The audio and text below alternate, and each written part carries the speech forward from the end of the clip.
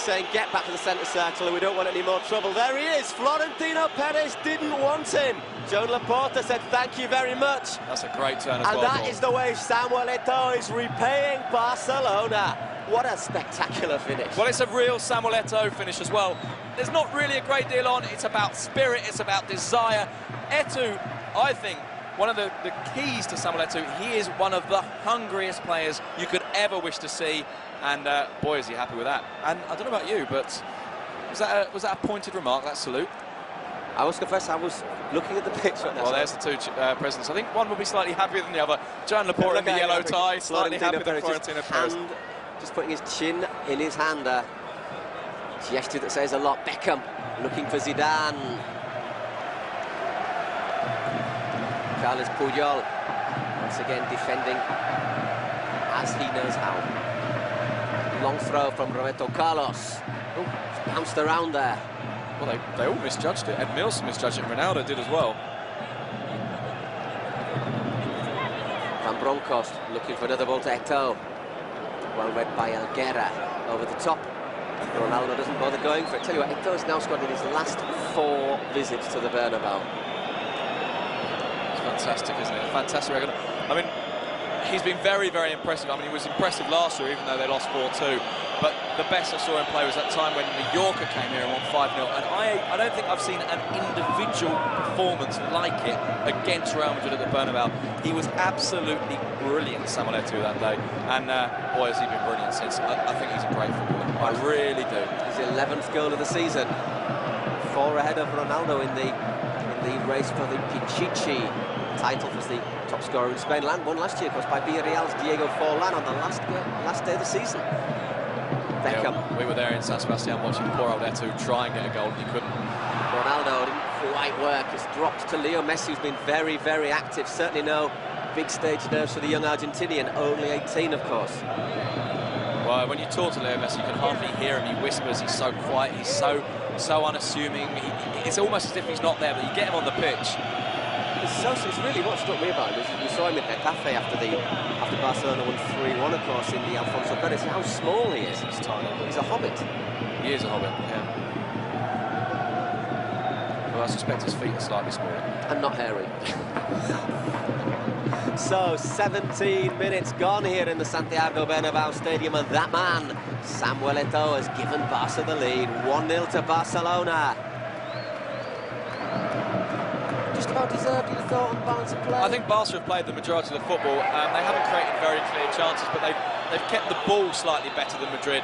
That said, in a way, ever since Vandré Luxemburg has been the Madrid coach, there's almost been a willingness about Madrid giving up possession to the other side so that David Beckham can hit the ball long for Ronaldo. When you consider the players they've got... It's something I can't understand. If you've got players like Beckham, Zidane, Ronaldo, Raul, etc., etc.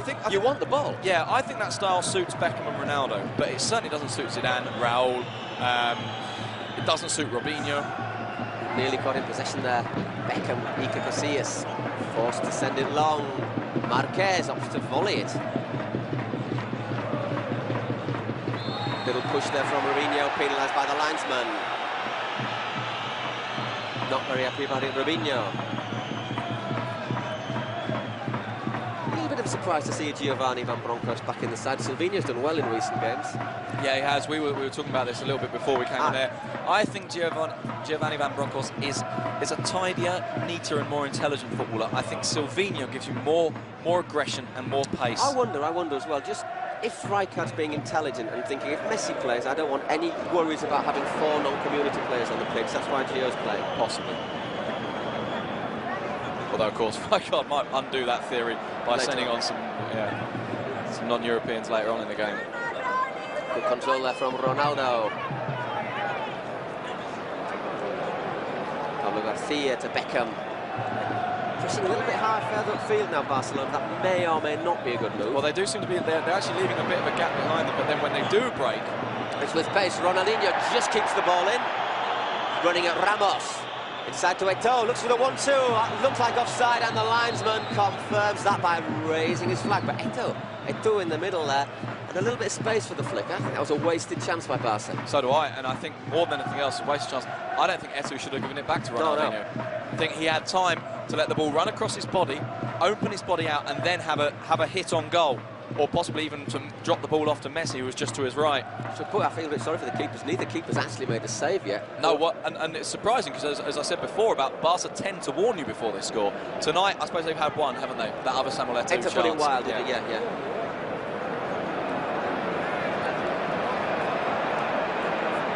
Sergio Ramos.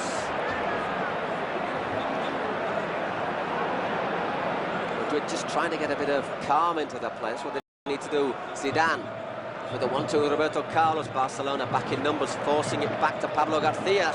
Poor ball though. Ronaldinho got there behind of Michel Salgado. Handball, however. Right decision. I think Ronaldinho was a little unlucky. It was the right decision, but Barca risked getting caught by complaining about it. What's happened? Oof. What's happened? Well, I think they took it from the wrong place.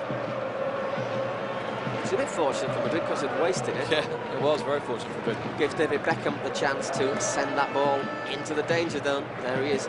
Looks up, ships it across to Zidane. There is Zinedine Zidane. Back to Roberto Carlos. Back with the Frenchman.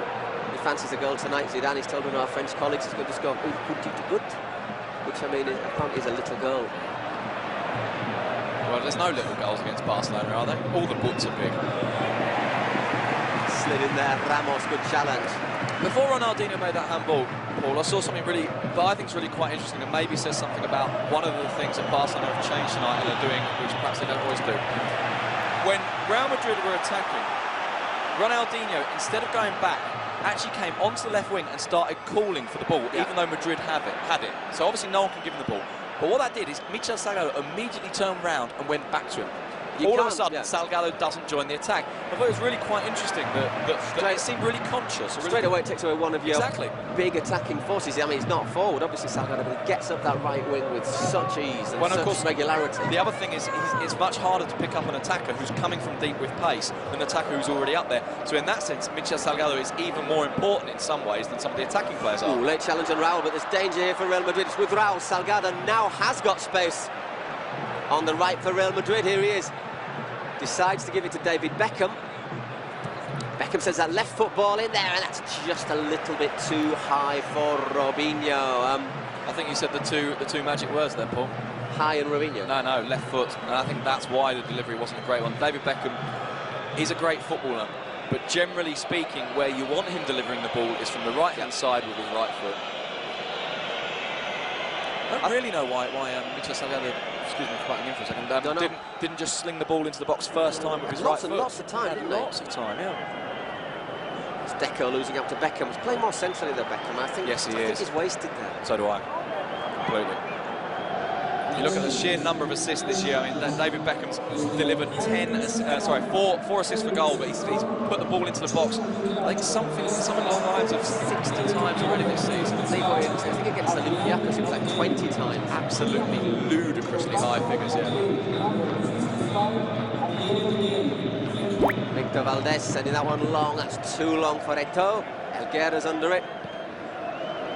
Controlled by Deco to Ronaldinho. Salgado right behind him. I think Iturralde González would be absolutely justified booking him, maybe. Booking Salgado, not because any of these fouls are particularly bad, but for the reiteration of fouls. The thing is, he's going to carry on playing like that until he does get bumped, and fair enough on him, you know. Oh, but them's the rules, as they say. Them's the rules. Deco, danger here as well. Deco. I thought he took a deflection, to be honest, off Helguera, but maybe not. Well, most of Deco's shots take deflections. Quite often they end up in the back of the net afterwards. I think, was it last year, 8 goals he scored with shots like this that got deflected? I can't really tell from that camera angle. 25 minutes gone nearly in the Bernabeu. Barcelona still leading by 1-0 by that 15th minute goal scored by who else? Samuel Eto'o. One thing you'd worry about if you were Luxembourg, though, if you'd have to chase the game, you've got players on that pitch who are definitely not 100% fit. Ronaldo, Zidane maybe just about there. Pablo Garcia's likely to be tired. We wonder about Beckham's back. You don't want to be chasing a game. No, it's possibly the best team in Spain if your team has got players who are not 100% fit. No, absolutely. And on the bench you've got Baptista, who's probably, well, in fact, yesterday Luxembourg said it was impossible for him to play 90 minutes. which really isn't a very good sign. And there's a little bit of me that feels that he shouldn't even be on the bench if that's the case. And Guti got pulled up in training with a muscle problem yesterday. He's also on the bench. So you wonder a little bit about the reaction of McGlynn. But saying that, here they come. It's Robinho into the penalty area. Robinho looks up. Ball's just dropped kindly there for Valdez. Yeah, and it's dropped kindly because Oleguer read it well. Lots and lots of space for Robinho.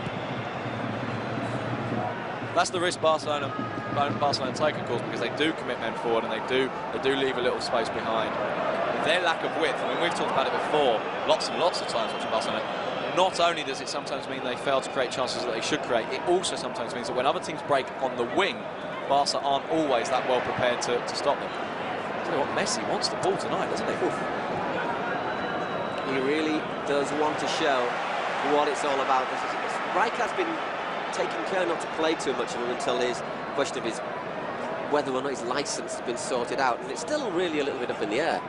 Yeah, but I also think Rijkaard is thinking just about the fact that he's very young and not putting too much pressure on him, not just about the licence. Ooh, my word! On that. Well, it was either problems for Iker Casillas or it would have been big problems for Helguera, because